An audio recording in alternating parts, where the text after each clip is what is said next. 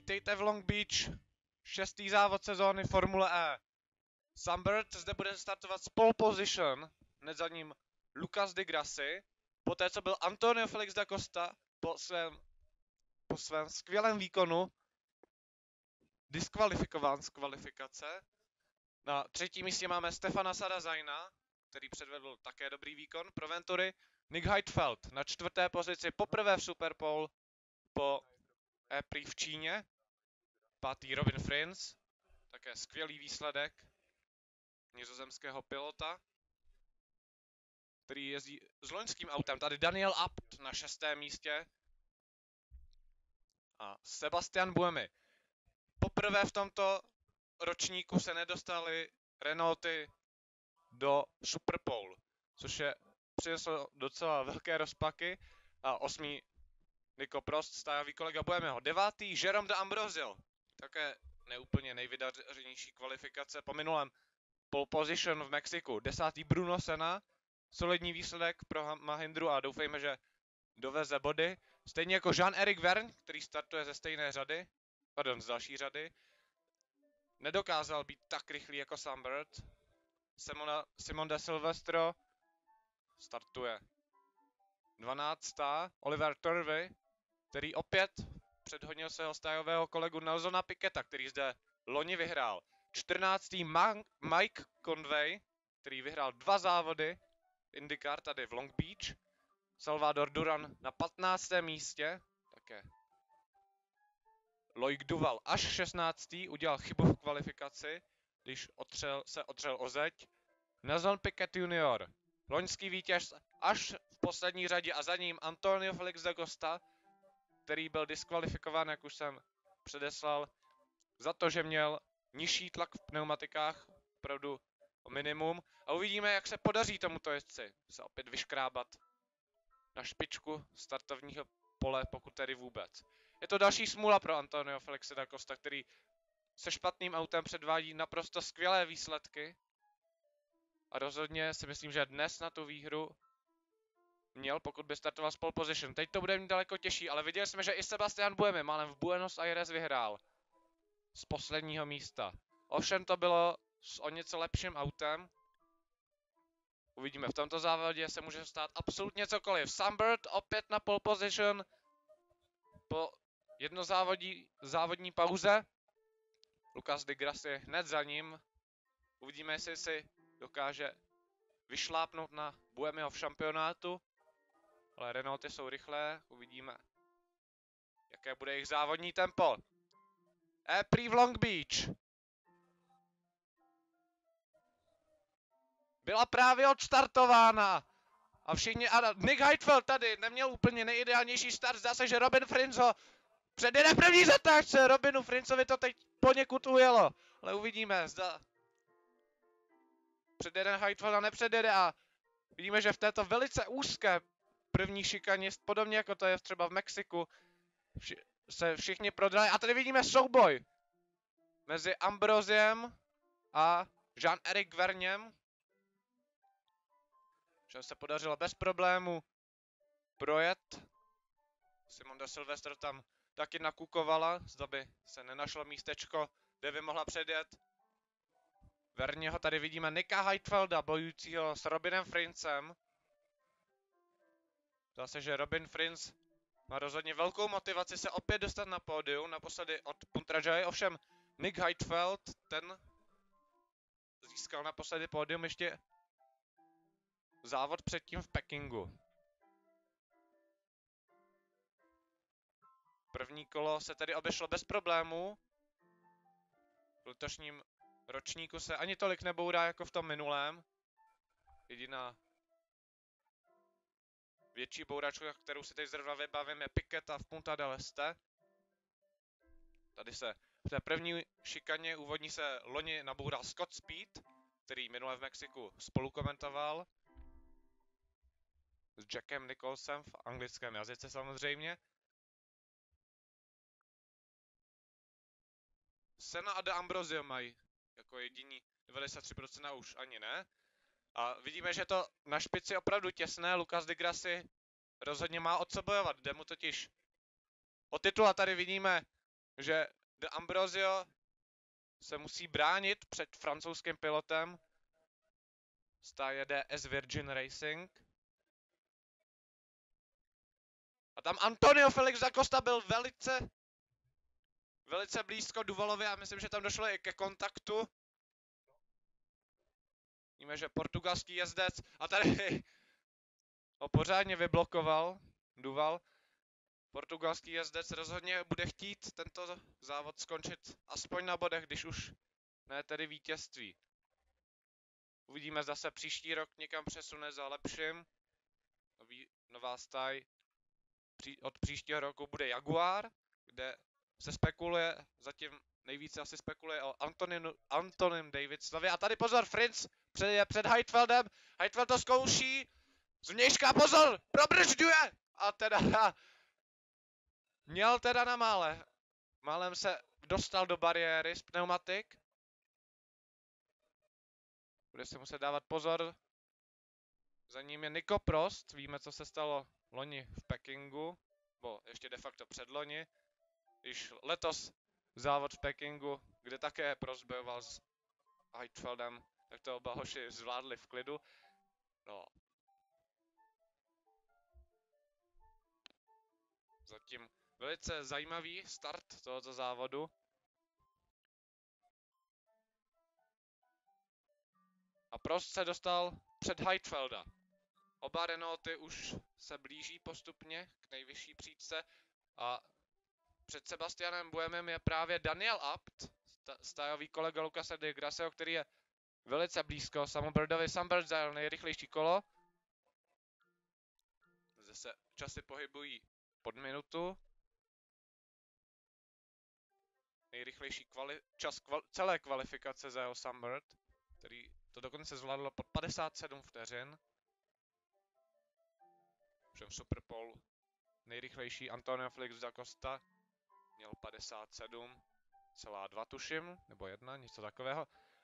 A Sebastian Buemi se nyní ujal nejrychlejšího času, tudíž i 2 bodů prozatím. Uvidíme, jestli dokáže ještě někdo překonat tento čas, což zřejmě asi ano. Do konce závodu je dlouhá doba. Stefan Sarazan, daří se mu držet se první dvojce lídrů. A Di Grassi se zdá, že není úplně tak blízko, aby ještě mohl předjet sama Birda, pardon. Uvidíme, zase mu to podaří v následujících kolech. Vidíme, Jean-Éric Vergne tlačí na Jérôme d'Ambrosia, ale tato zrovna není okruh, kde by se dalo snadno předjíždět. A Nick Heidfeld se ze 4. pozice svým probržděním propadl až na 8. pozici. Sennovi se daří zatím už šetřit nejvíc energie ze všech. Jiný má 77%, se to překlopilo na 76%.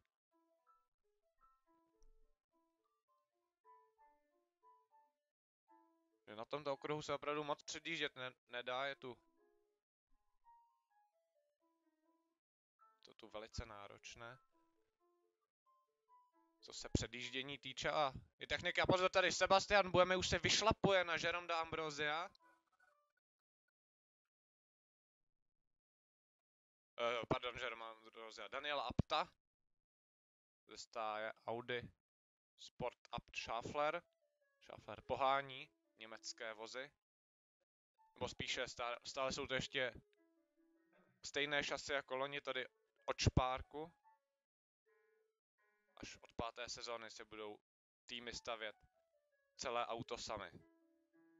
Stejně jako budou mít nového dodavatele baterií, kterého si vyberou. Doposud je to Williams, který jen tak mimochodem se k Jaguaru přidá jako technická podpora. A víme, že Buemi i poodjel svému týmovému kolegovi Prostovi, který rozhodně není daleko od Heidfelda.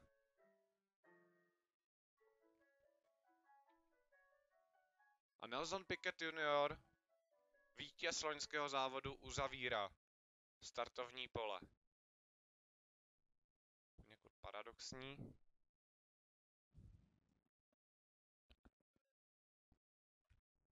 A Sunbird právě výjíždí do 8. kola závodu zde v Long Beach. Zatím je to velice vyrovnané, co se prvních 3 pozic týče. Můžeme vidět těsné souboje i za touto vedoucí trojčí, ale tady jsme viděli, jak se auto Bruno Senny trochu přetočilo. Sebastian Buemi potřebuje získat další body, aby si pojistil vedení v šampionátu. Lucas Di Grassi přece jenom tento závod moc nestáhl. Ideální by bylo, kdyby Sebastian Buemi nějaké body na Lucase Di Grassiho získal. Uvidíme, co s tím Švýcar tento závod dokáže udělat. Můžeme něco v rádiu. Říká pozor, tady Sebastian Buemi předjíždí Daniela Abta, to byl výborný předjížděcí manévr. Sebastian Buemi jde na 5. místo a pódium už je v nedohlednu. Opravdu perfektní předjížděcí manévr od švýcarského jezdce. Lucas Di Grassi rozhodně nebude nadšený ze svého týmového kolegy, pokud mu to ovšem Daniel Abt Sebastianu Buemi mu nevrátí. Ano, tak tady to bylo opravdu krásné. Na poslední chvíli se tam Sebastian Buemi vjel na vnitřní stopu.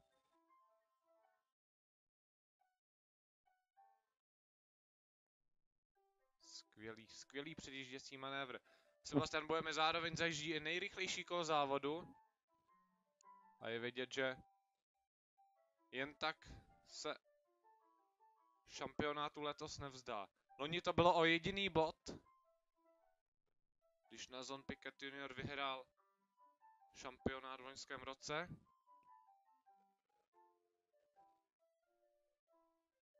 Vidíme, že Sebastian Buemi opravdu tlačí na limit svého auta a už je nedaleko i Robina Frince, takže uvidíme možná za chvíli další zajímavý předjížděcí manévr. Krátce se dostal Sebastian Buemi pod 59 vteřin. Takže uvidíme, kdo nakonec bude ten, kdo získá šampionát v letošním roce. Ještě to stále ale může být Sunbird a také Jérôme d'Ambrosio není rozhodně daleko. Ale spíše to vypadá, že to bude Lucas Di Grassi nebo Sebastian Buemi, ale stále po tomto závodě zbývá ještě dalších 6. Stát se může cokoliv. Když si vzpomeneme na loňský rok, tak Nelson Piquet Jr. právě poprvé vyhrál zde.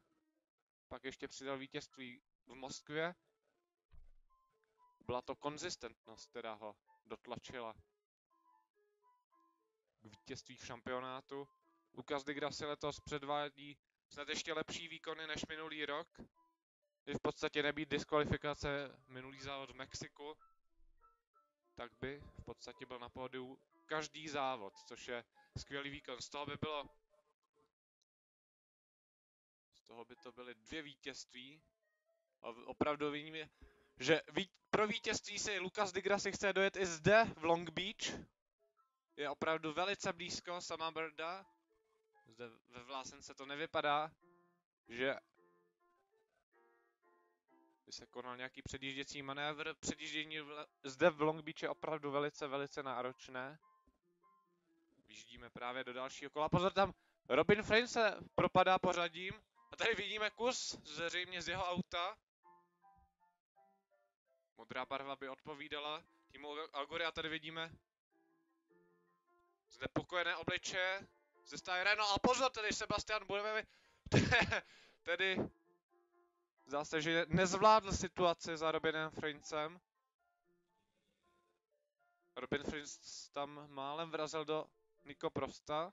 Zdá se, že tam ale nedošlo mezi... A tady to Sebastian Buemi nezvládl. A Lucas Di Grassi jde do vedení. Lucas Di Grassi předjíždí Sunbirda. Doufejme, že tady vidíme vlajku červeno-žlutou pruhovanou, že na trati je nebezpečí, nebo nebezpečí toho technického rázu, takže by se někdo naboural, to by byla žlutá vlajka. Doufejme tedy, že uvidíme předjížděcí manévr Lucase di Grassiho a vidíme, že Sunbird se pokoušel si najít na defenzivní stopu, ale Lucas di Grassi úplně na té nejvnitřnější straně tratě se mu povedlo takto předjet Sunbirda s perfektní předjížděcí manévr opět. A tady máme Robina Frince s poškozeným zadním křídlem, za tohle dostal Nico Prost v Pekingu, první závod sezóny, červenou vlajku s oranžovým puntíkem, což znamená, že musí si své auto opravit. Tady máme 3 vítěze fanboostu, Lucas di Grassi, Nick Heidfeld, Jérôme D'Ambrosio, uvidíme, zda ho použijí. Tyto 3 jezdci vyvolení fanoušky. Robin Frince se nadále propadá pořadím a zřejmě bude muset do pit stopu o něco dříve, než bylo plánováno. Protože tady to určitě ředitelství závodu nenechá jen tak. Sebastian Buemi s polovinou předního křídla by mohl mít podobný problém. Také přední křídlo, zbytek předního křídla jen tak visí, ale zdá se, že Sebastian Buemi je i přesto dost rychlý, když auto musí být přece jenom trochu nevyvážené.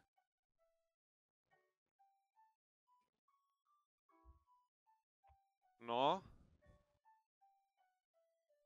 Sebastian Buemi si tady pěkně situaci zkomplikoval. A tady vidíme, že Buemi dostává onu červenou vlajku s červeným diskem. Stejně jako Robin Frince, takže oba dva budou muset do pit stopu, což rozhodně znepříjemní jejich život, protože s druhým autem budou muset vydržet daleko déle než všichni ostatní. Daniel Abt takhle loni v Puntraja jezel velice brzy do pit stopu, okolo nebo 2 dříve než ostatní. Měl pak problémy se udržet mezi nejlepšími a opravdu auto Robina Frince je v kolosálním stavu. A i Sebastianu Buemimu by mohl upadnout ten kus předního křídla, což by mohlo vyvolat nějaké komplikace na trati. Takže zde máme první neplánované pitstopy. Nelson Piquet Jr. stále na posledním místě, nyní se posune díky pitstopům těchto 2 mužů. A zdá se, že nejlépe se management baterie daří Bruno Sennovi, který má 29%. Špatně na tom není ani Nick Heidfeld a Jean-Éric Vergne.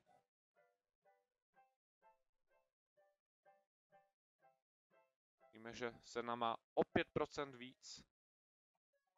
Nyní o 5% víc než Lucas di Grassi. Na vedoucí příčce. No a nevypadá to, že by Lucas di Grassi úplně ujížděl britskému závodníkovi. Stejně tak, jako se stále ještě drží Sarazinův vůz Ventury za touto dvojicí. U tohoto závodu je přítomen také Leonardo DiCaprio, spolumajitel stáje Ventury, letošní vítěz Oscara.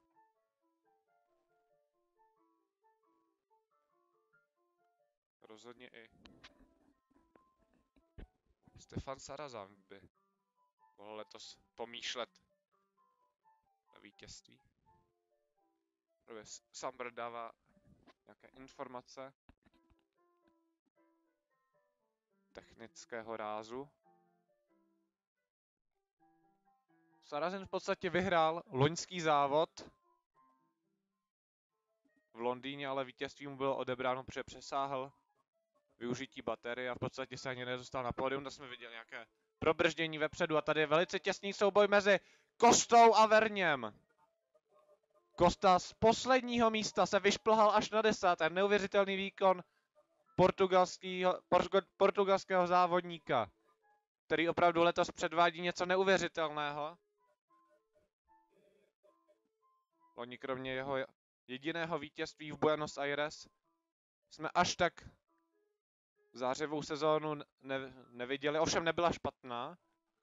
Da Costa Toší skončil na nějaké 8. příčce loňský rok a letos předvádí fantastické výkony s loňským vozem. Mít o něco lepší vůz, tak myslím, že jméno šampiona už bychom dávno znali. Da Costa je velice blízko bývalému pilotu Toro Rosso Jean-Éric Vergnemu, který je docela drcen svým týmovým kolegou Samem Birdem letos. Zase, že toto auto Vergnemu nesedí a přitom loni jsme viděli, že s elektrickou formulí to umí, když si při svém debutu vyjel pole position a málem i výhru, ale tady už máme Da Costu a Vergneho. Da Costa to zkouší z vnějšku a za nimi je De Silvestro, která se rozhodně pokusí o předjížděcí manévr, protože možná v tomto závodě se jí podaří získat první body, protože je na 11. pozici. Sarrazin a up na 10%.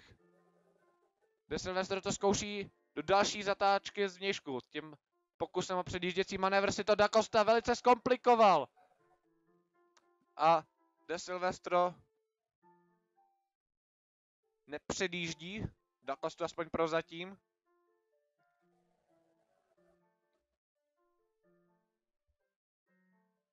Za nimi je skupinka jezdců za Oliverem Turvem.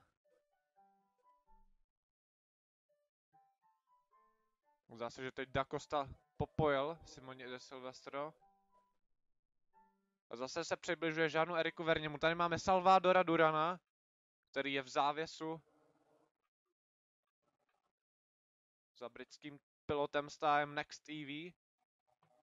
Team China Racing. Mikeu Conwayovi se tento víkend moc nedaří. Zvítězil zde již dvakrát v sérii IndyCar, ale ve Formule E mu zde tolik štěstí nepřeje. V Buenos Aires se dostal hned na poprvé do Superpole. V Mexiku se mu bohužel moc nezadařilo. Vidíme, jak to nakonec všechno dnes dopadne. Stát se ještě může cokoliv. Salvador Duran je velice blízko modročernému vozu týmu Next TV a Jean-Éric Vergne se propadá pořadím a zdá se, že zajíždí společně s Duvalem do pitstopu. Jakož zmizela. Kolik procent jim zbývá? Ano, zde už to vidíme. Jean-Éric Vergne a Loic Duval, dva francouzští jezdci, kteří příští za 3 týdny budou mít domácí E-Prix v Paříži. V areálu Les Invalides. A pozor, Sebastian Buemi má penalizaci průjezd z boxy, zřejmě za způsobenou kolizi a lídři jsou také v pitstopech. No Sebastian Buemi teď má naprosto spackaný závod. Zde vidíme. To bude zřejmě Nico Prost. Tak na tenhle závod bude chtít Buemi hodně rychle zapomenout. Ještě stále se může odvést 2 body, myslím, že stále drží nejrychlejší kolo, ale tohle rozhodně není to, co by švýcarský pilot chtěl. A boj o šampionát, o titul, titul šampiona Formule E, by mohl i kvůli tomuto závodu přijít. Těžko říct, čím to je, že se vůbec nedaří na této trati ani jednomu z Idamsů, když Nico Prost, tam, kde byl silný Buemi, taky zrovna moc nezářil. Většinou to ale bylo nějakou chybou a tento závod zdá se žádnou chybu ani pořádně neudělal. Přesto se mu nedaří bojovat s těmi nejrychlejšími, nebo s lídry závodu. Nick Heidfeld a Bruno Senna, kteří vydrželi okolo déle, také zajíždějí do pitstopu. Pro Lucase di Grassiho i sama Brda všechno dopadlo v pořádku, jenom Sarrazin se zdá se ztratil v pitstopu. Zde máme německého pilota, který ve Formule 1 dokázal vyjet pole position, ale nikdy ne výhru. Pouze tuším několik druhých míst. Minimálně 3, ale ani ve Formule E se mu doposud nepodařilo vyhrát závod, i když byl mnohdy hodně blízko. V podstatě už při prvním závodu Formule E v Pekingu. To dopadlo tak, jak to dopadlo.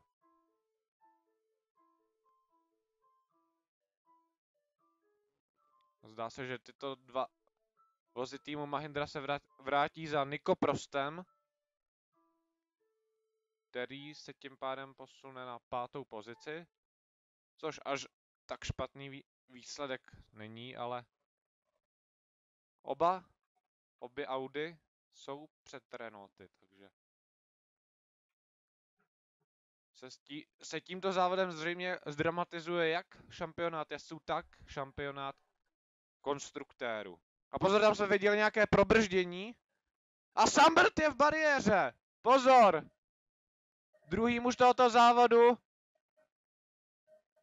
udělal chybu a zdá se, že i přesto tedy bude pokračovat, ale rozhodně nic příjemného a vrací se za zřejmě Bruno Sennou.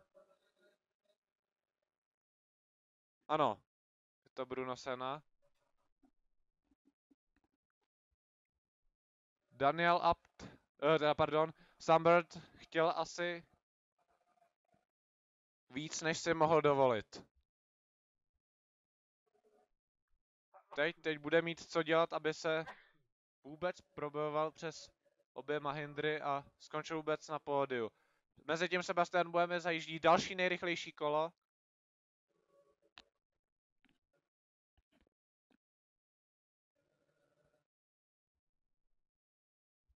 No, myslím si, že tady to rozhodně Samu Birdovi taky nepřispěje do šampionátu. Protože z 18 body mohl se stále držet s vedoucí dvojcí Lucasem de Grassem a Sebastianem Buemem, ale takhle mu asi tyto dva chlapíci utečou.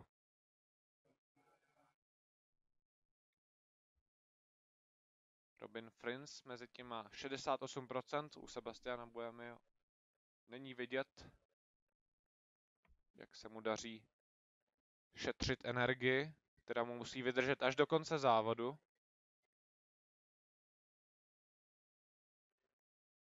A Piquet Junior na 17. pozici. Tak a tady se na to všechno koukneme. No, zřejmě šel Sambert příliš pozdě na brzdy, tady se na to podívám ještě z onboard kamery. No je to škoda, i pro stáj Virgin.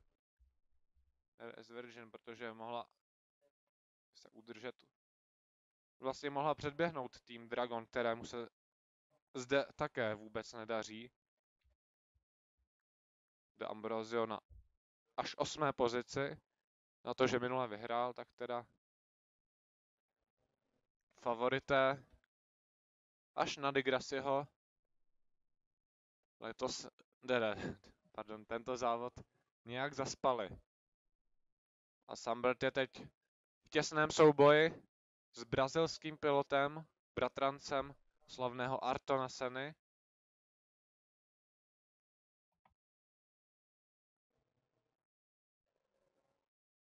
Vzadu můžeme vidět logo Faraday Future, který sponzoruje tuto E-Prix. A pokud by tento závod skončil takto, tak Lucas Di Grassi by šel do vedení v šampionátu. O 1 jediný bod.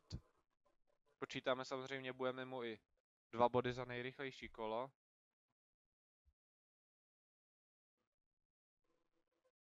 A rozhodně by si taky přilepšil tým Mahindra, který má 2 auta docela vysoko. Letos se snad ještě takový skvělý výsledek této stáje nepovedl. Snad ten 3. místo Nika Heidfelda v Pekingu. A tady máme opět portugalského jezdce, který je zase blízko Jean-Éric Vergnemu.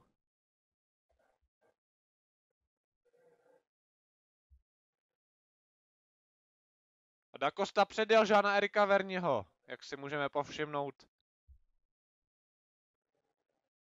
na tabulce vlevo. Zatímco Sambert je velice blízko Sennovi. Senna díky tomu pozdějšímu zajetí do pitstopu má teď ale o 4% víc energie. A vidíme, že Jean-Éric Vergne se opět dostal zpátky před Da Costu. Zřejmě musí být velice zajímavý souboj, ale režie nám nabízí pouze, jak Bird tlačí na Sennu. Vidíme, zase mu povede do první šikany nějak se nacpat, zase, že ne.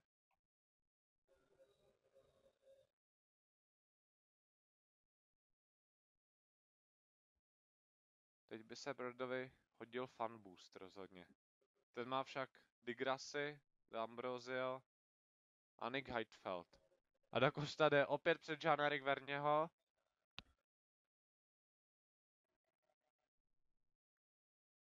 Podívejte se, jak se také daří Da Costovi šetřit baterii. Před chvílí tam měl 69%, teď tam má 68%, což je jenom o 3% více, než má Bruno Senna. Ten zajel okolo později do pitstopu. Sebastian Buemi mezi tím opět nejrychlejší kolo a zdá se, že ty 2 body mu v tomto závodě zůstanou.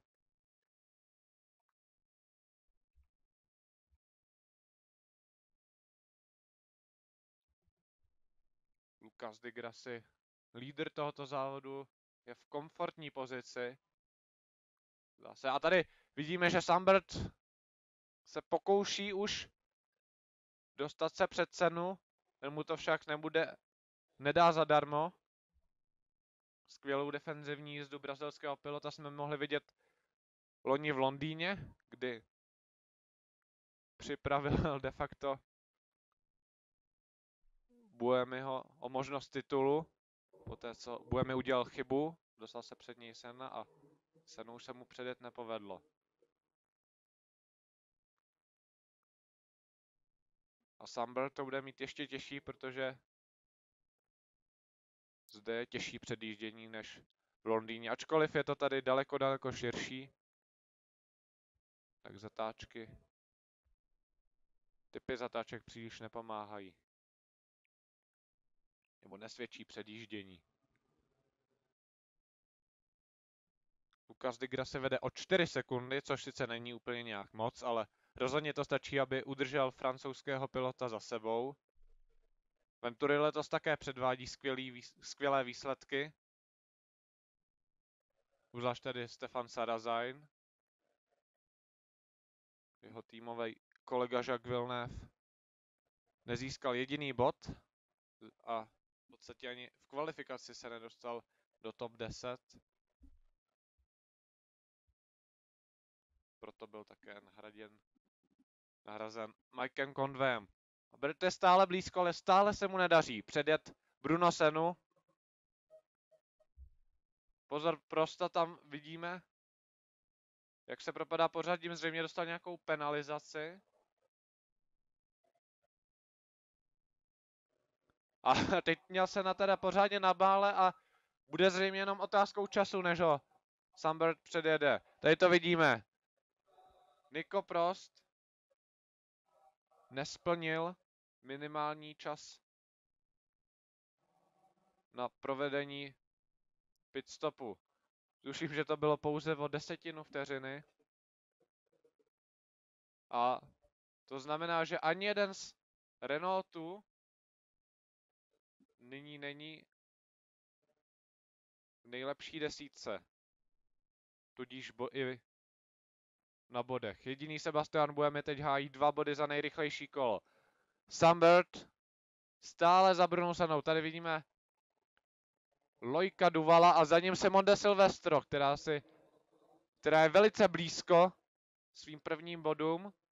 Tuším, že v předchozím závodě byla na 11. pozici. První příčka za body, což ovšem není to, co by švýcarská závodnice chtěla. A vše za nimi pozoruje Oliver Turvey,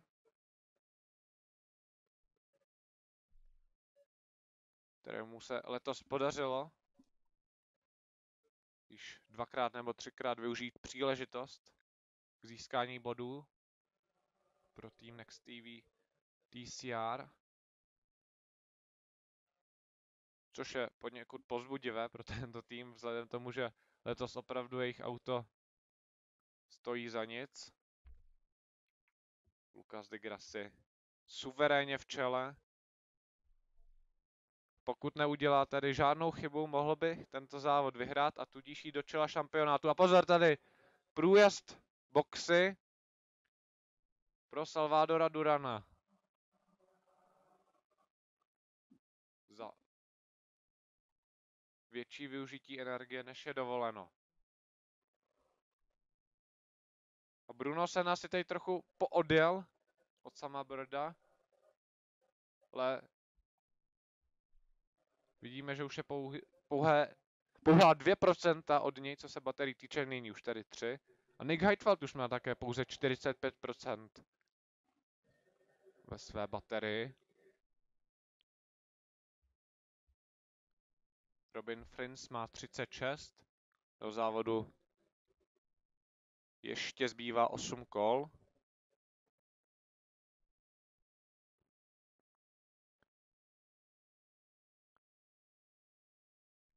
A Daniel Abt zdá se, že už asi první dvojku nedožene. Tady je Nelson Piquet Jr. s rozbitým autem svého týmu. Je to už letos podruhé, co havaroval v závodě. Co se tam stalo? Zase, že kolidoval se zdí v tom samém místě, jako loni kolidoval Scott Speed, který tam nadskočil přes obrubníky. Tady Antonio Felix da Costa a zdá se, že portugalský závodník opět končí. Mezitím se koukneme tady, co se stalo, no. Jako přes kopírák se Scottem Speedem v loňském roce. Vítěz loňského závodu končí na posledním místě nabourána. A tady Antonio Felix da Costa musí být jednoznačně frustrovaný, protože takovéto výsledky za takovou snahu rozhodně nestojí. Musel odstoupit z 2. místa v Buenos Aires v minulém závodě v Mexiku, kde měnil baterii, tak o tom ani nemluvě. A možná tady to bude vypadat na safety car, mezitím se ale Loic Duval snaží předjet Jeana Erika Verněho. Robin Frins tam předtím pouští. Ano, a máme tady safety car. Všechny souboje musí ustat.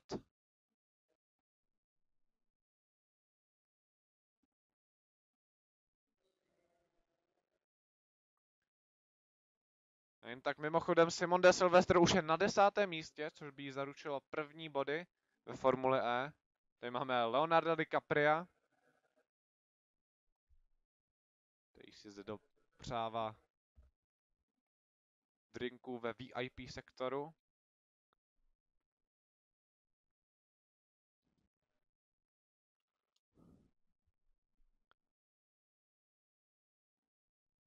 Na trať vyrazí BMW i8, polepeno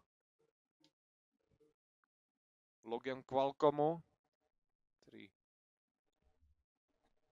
vymyslel software. A tady ještě jednou vidíme havárii Nelsona Piqueta juniora. Minulý závod to bylo v kvalifikaci, kde rozmetal bariéru v první zatáčce. Nyní tohle. Snad jenom v Buenos Aires se nestalo Piquetovi letos nic. Možná ještě v Puntradžáje.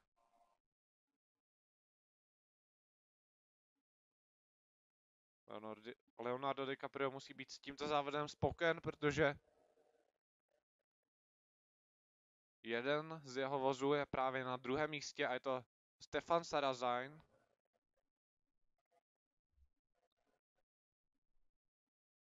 No uvidíme, jestli se Nelson Piquet nebude ohlížet po nějakém jiném týmu příští rok.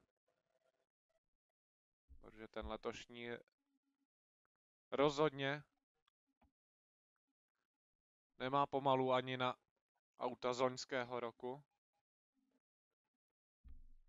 který jsou v provozu stáje Agury a Andretti. Tým Andretti si od příštího roku opět bude vyrábět, se pokusí, stejně jako letos při testování, o svůj vlastní elektromotor. Dokonce se objevily i spekulace, že by se s nimi spojilo BMW, které vyrábí vozy typu i, jako je například Safety Car i8, to je tedy hybrid, ale pak ještě BMW i3, což je zde zdravotní vůz, ten je plně elektrický, což by mohlo být velice zajímavé, pokud by se BMW přidalo k týmu Andretti, který už tak dokáže získávat spoustu bodů. Se silnějším vozem by to šlo ještě snázej.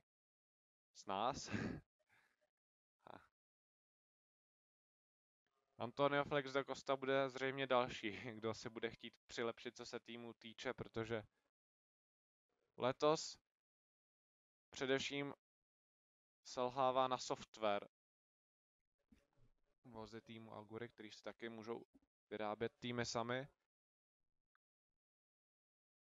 Zdá se, že že v softwarech odvedl lepší práci tým Agury, tým Andretti, než tým Agury. Zdá se, že safety car ještě jedno kolo vydrží. Můžeme vidět paneláky v Long Beach. Nakonec to nebude úplně nevydařený víkend pro stáj Dragon. Ambrosio na 7., Duval na 9.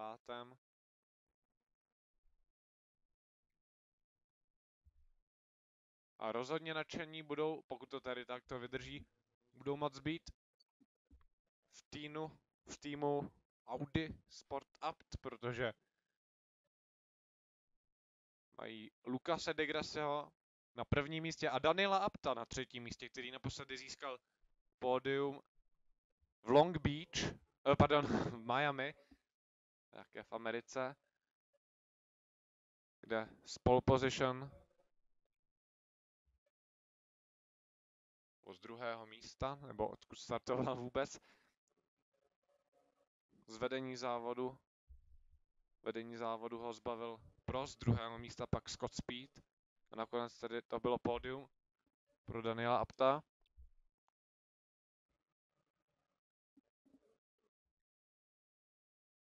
Loni právě zde Daniel Abt, tuším, získal své první pole position a prozatím jediné, ale uvidíme.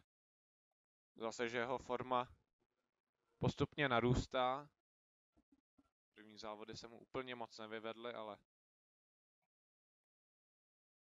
teď se zdá, i po minulém závodu v Mexiku, kde se mu držel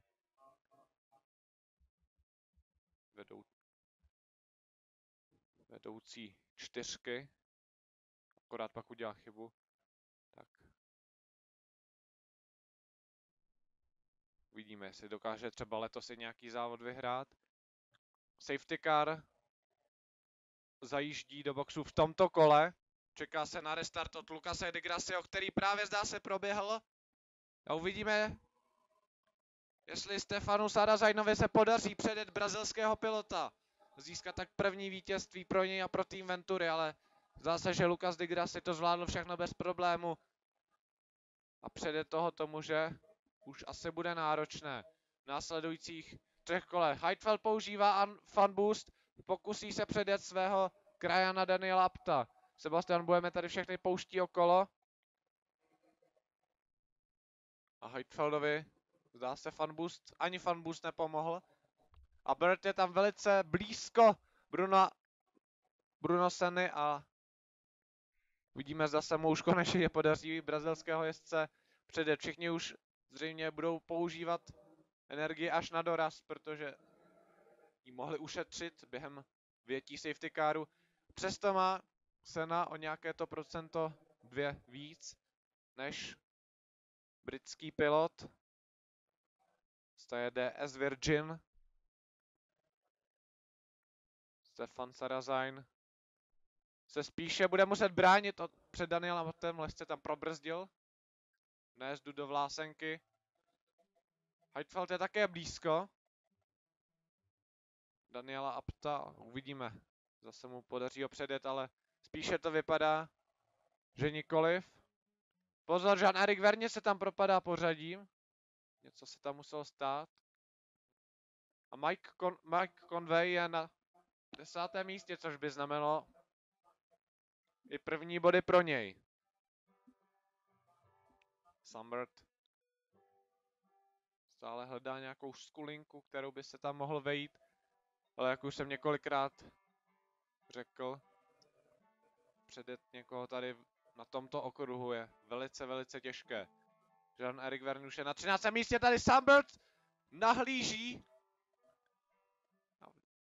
Přes vnitřní stopu se pokusil alespoň trochu vystrašit Bruno Sennu. Ale zdá se, že Bruno Senna už žádnou chybu neudělá. Je tu poslední kolo. Lucas di Grassi.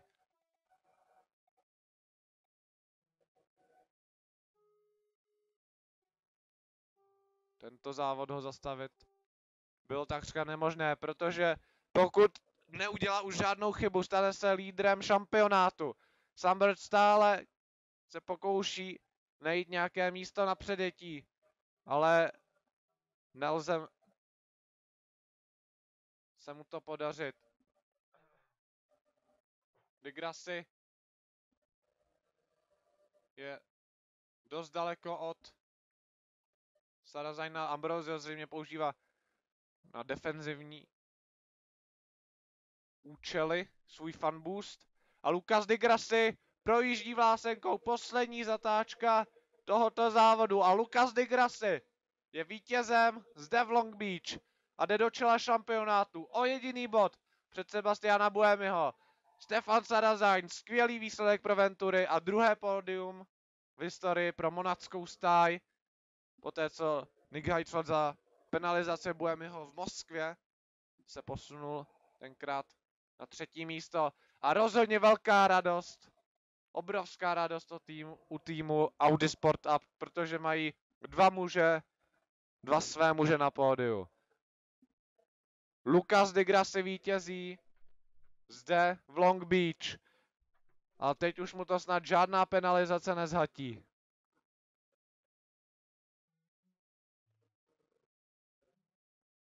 A v Renaultu e-Dams budou mít rozhodně o čem přemýšlet do dalšího závodu, do jejich domácího závodu v Paříži, protože tam Sebastian Buemi bude potřebovat za každou cenu vyhrát. Fantastická jízda Lucase di Grassiho i Daniela Apta. Škoda té chyby sama Birda, možná bychom se na konci závodu dočkali ještě nějakého trochu většího dramatu v boji o vítězství, ale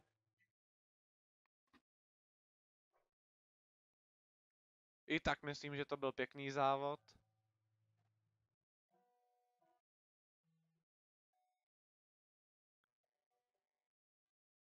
Vidíme spoustu fanoušků, která se přišla podívat na tento závod.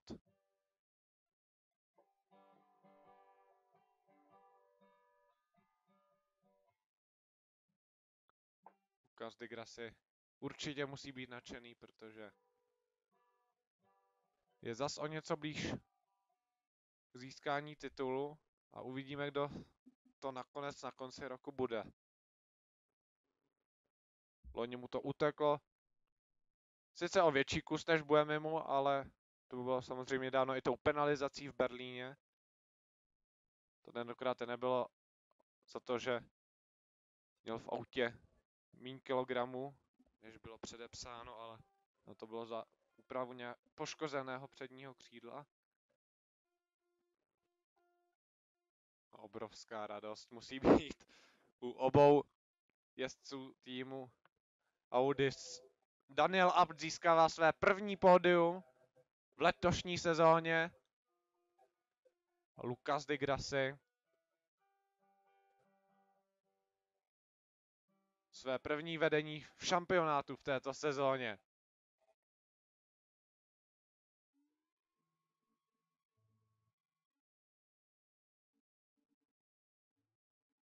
Parádní výsledek i od Stefana Sarazajna.